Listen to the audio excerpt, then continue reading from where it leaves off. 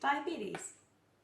Diabetes is a medical condition suffered by a person who does not produce enough of a hormone called insulin, which causes an imbalance of sugars. A casualty can either have sugar levels which are low, hypoglycemia, or high, hyperglycemia. High blood sugar, or hyperglycemia. Hypoglycemia is caused by the casualty not taking their medication, eating an inappropriate meal, infection, stress, or some medications can also send sugars high.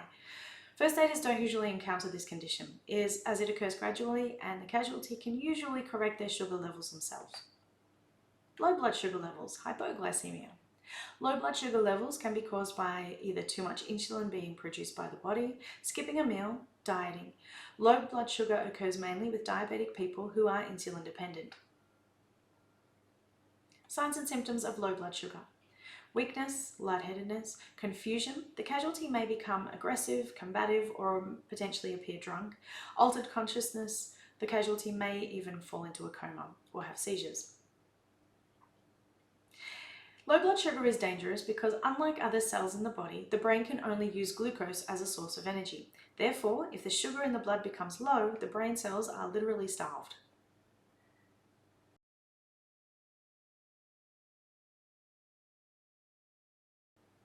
Treatment of high blood sugar. If the casualty has a diabetic management plan, then that plan should be followed. If trained to do so and a glucometer is available, blood glucose levels should be checked. The normal range is between 4 and 7.8 millimoles per litre. If conscious, assist the casualty to self-administer their medication. Arrange for the casualty to see a doctor as soon as possible. If the casualty becomes unconscious, maintain the casualty's airway and breathing and dial 000 for an ambulance. Place them in the recovery position to support their airway. Continue to monitor the casualty until assistance arrives. If in doubt, always treat as low sugar levels. Not enough sugar can lead to coma. Too much causes damage at a much slower rate. Low blood sugar. You sit the casualty down. If the casualty is able to follow simple instructions and swallow safely, administer 15 to 20 grams of glucose tablets. They're usually between 4 and 5 grams to treat the symptomatic hypoglycemia.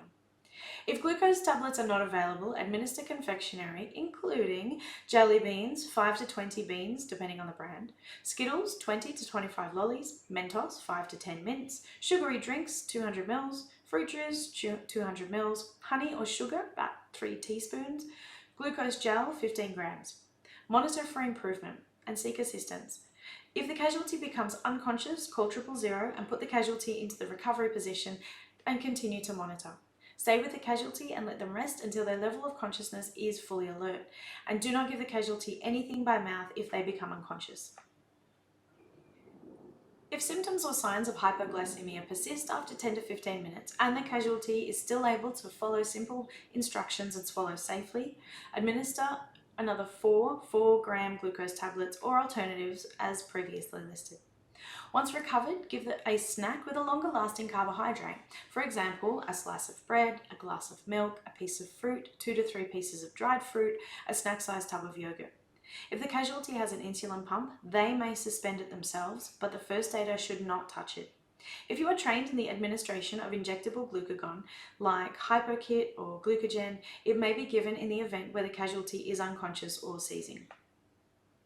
Remember, do not give the casualty anything by mouth if they are unconscious. If you are unsure if the casualty is suffering from a high or a low, treat as low and give glucose tablets or sugar-based snacks. If the casualty does not respond to treatment within 15 minutes, becomes worse, or is unmanageable, call 000 for an ambulance.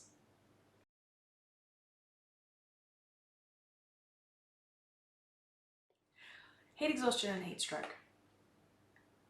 Heat exhaustion occurs when a casualty's core body temperature is between 38 and 40 degrees. Heat exhaustion may occur when a person is active for long periods of time and exposed to sun. Heat stroke occurs when the area of the brain responsible for controlling temperature, the hypothalamus, fails. One cause of heat stroke can be that a person may be suffering from a high fever or may have had prolonged exposure to heat. In this case, the body sweating mechanism fails, leaving the casualty unable to cool down. The core temperature can reach dangerously high levels in a very short period of time, sometimes between 10 to 15 minutes. Heat stroke often follows heat exhaustion.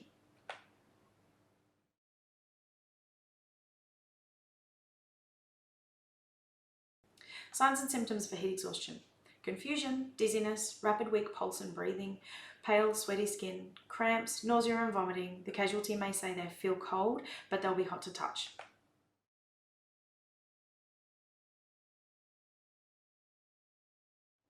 Treatment of heat exhaustion. Move the casualty to a cool place, remove any excessive clothing and lay them down in the shade. If the casualty is fully conscious, give them small sips of water as tolerated. Moisten skin with water and fan the casualty to cool them down. Get medical advice, and if the casualty's levels of consciousness decrease or they become worse, call 000 and monitor airway and breathing.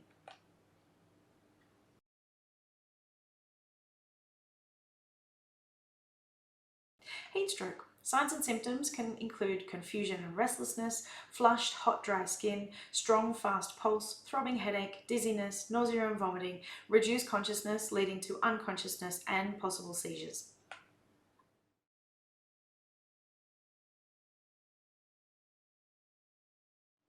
Treatment of heat stroke. Move the casualty to a cool space. Call 000 for an ambulance. Remove outer clothing. Cool the casualty rapidly and wrap the casualty in a cold, wet sheet or towel. Keep it wet and cold until the casualty's temperature falls to a normal level. Apply ice packs to the armpits, groin and neck. Other methods of cooling can include sponging the casualty with cold water and fanning them to help it evaporate. Place them in a cool shower if they are conscious enough to do so, or apply wrapped ice packs to armpits, groin and neck. Spray with cool water from a garden hose. Hi guys, here I am on the iconic Bondi Beach, and in a few hours I'm going to be launching my new unconventional oven, and I've invited some press and media to come along. Now, they're expecting a normal food demonstration, but I've got something far more important to show them.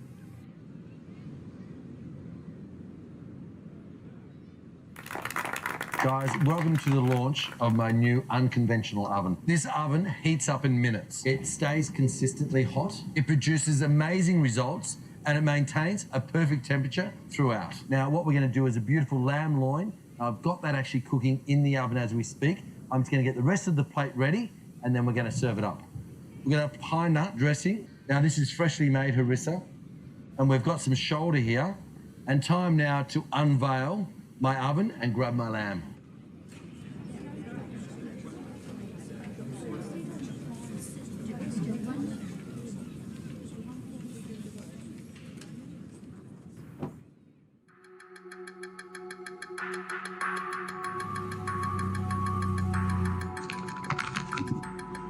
That's a nice piece of lamb loin. I reckon it's going to take about an hour and a half to 2 hours.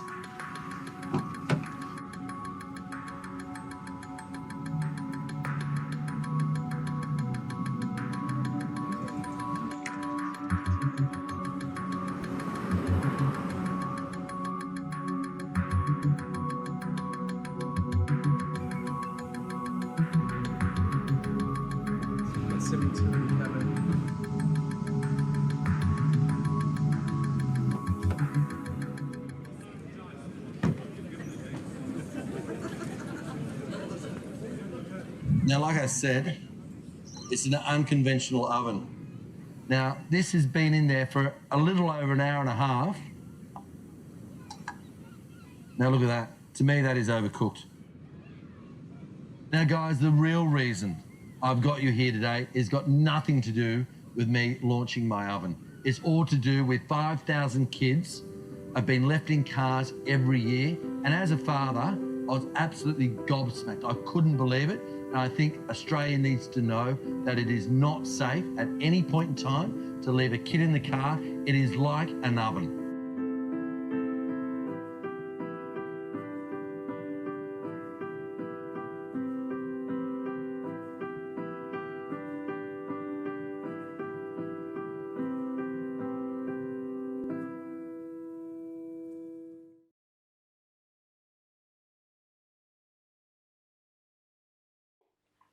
Hypothermia.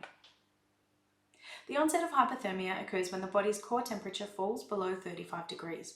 A casualty suffering hypothermia in its mildest form, who is treated effectively, will usually make a full recovery. If the body's core temperature falls below 26, the condition will most likely be fatal. However, resuscitation has been successful on people with temperatures as low as 10 degrees, so it's always worth attempting. General information. The underlying cause of hypothermia is usually environmental factors. However, other causes can include trauma, drugs, alcohol, stroke, altered conscious state, metabolic imbalances, infection, and malnutrition. So general causes: exposure to cold, wet, windy conditions, burns, alcohol or drugs, impaired metabolism, severe infections, malnutrition.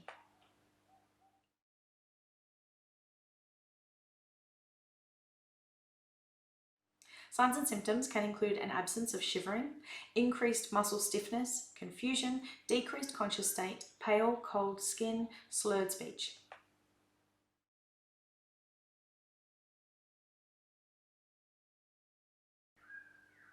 Treatment. DRS ABCD. Remove the casualty from the cold environment. Remove wet and cold clothing and dry the casualty. Give warm, non-alcoholic drinks if the casualty is fully conscious. Cautiously apply heat, such as heat packs, body-to-body heat. Dial 000 for an ambulance.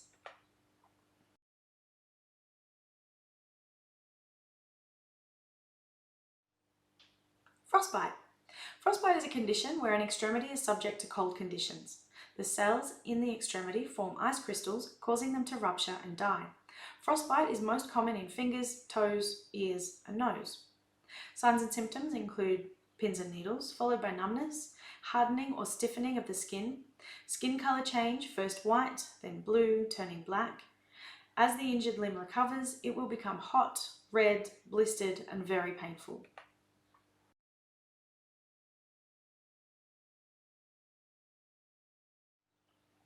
So to treat frostbite, gently remove rings, watches, and other accessories.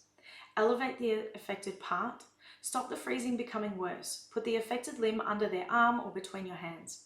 Don't rub the injury. This will cause damage to the cells. Don't break any blisters, and don't thaw if there is a chance of refreezing. Place the injury in warm water. Carefully test the temperature. Growing up in Michigan, it's cold. No, really, it's frickin' cold. As a kid, my mom was always worried about frostbite. But what is it, and why is Jack Frost so nibbly? Hello, my frosty friends. Trace here for D-News. Frostbite is a medical condition where your skin and underlying tissue can literally start to freeze, a bit like a human popsicle. Being exposed to extremely cold temperatures combined with fast winds, like those on Mount Everest, can see frostbite set in within just 5 minutes. So what is frostbite really like? Well, we were fortunate enough to talk to a former Everest expedition leader, Bob Hoffman, about his experience with frostbite. I had a couple of close calls on Everest. It's one of those mountains, no matter how experienced you are, something can always go wrong. Everest's summit is located at an elevation of almost 29,000 feet. Now, at that altitude, a climber's body has a lot to contend with, which may be why it's often referred to as the death zone. Average temperatures here fluctuate between -31 Fahrenheit in winter to a pleasant -4 in summer, and wind speeds during the May climbing season are usually over 100 miles an hour. In fact, the highest wind speed on Everest was 175 miles an hour, recorded in February 2004. On my last climb in 2003, I was on the summit and we had some lousy weather. It was extremely windy and very cold. The ice was just blowing off and you felt you were being sandblasted. Normally, our core temperature is a cozy 98.6 degrees Fahrenheit. This temperature is actually crucial for maintaining the critical body functions that keep us alive. But strong winds and frigid temperatures can make staying warm a constant challenge, which is why if our core temperature starts to dip for any reason, the hypothalamus, that's the thermoregulatory center of our brain, springs into survival mode in order to protect our vital organs and maintain that core temperature. See, our blood carries oxygen molecules for energy, but also distributes warmth to every part of our body. If your core temperature is compromised, your blood vessels will constrict and divert that warmth away from the extremities and toward the vital organs. Basically, you can live without an arm, but not without lungs or your intestines, and your body knows it. Once the hypothalamus diverts the warmth to protect your inner organs, your extremities are then vulnerable to frostbite. Frostbite progresses in 3 stages. The first stage, called frostnip, is where the surface of the skin freezes. During the second stage, called superficial frostbite, the tissue beneath the skin starts to freeze, and by the third stage, known as deep frostbite, your muscles, tendons, nerves, and blood vessels start to freeze. It's at this point that your skin may start to turn dark blue or black, indicating that the tissue is dead, and you're probably going to lose some fingers and toes. This is all pretty scary stuff. With the right gear, you can endure cold weather for a time without suffering from frostbite or hypothermia. However, as Bob found out, you can't always rely on it. The Sherpa that I was climbing with, Pimba, motioned to me that my oxygen mask was icing up where you exhale. And as I tried to clear it, I broke the oxygen tube going into the mask. Climbers also have to cope with limited oxygen in the air, which is why they always carry their own oxygen supply. When the body is starved of oxygen, that's called hypoxia.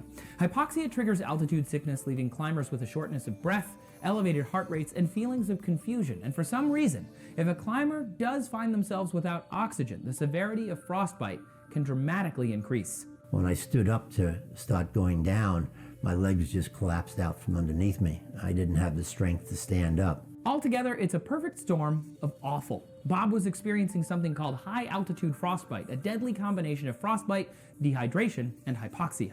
Aware of these compounding dangers, Bob knew he had to reach base camp and find medical help as soon as possible. For the next 12 hours, I crawled, slid, and fell down the mountain. And I knew that if I stopped, I'd die where I stopped, but managed to get down to a high camp, but I paid the price with some pretty severe frostbite on my feet. Luckily, he lived to tell the tale, and although you may not find yourself in the same position as Bob anytime soon, it's worth remembering that you don't have to climb Everest to experience frostnip, frostbite, or hypothermia. So if you're planning a cold climate adventure, make sure you wrap up to keep warm.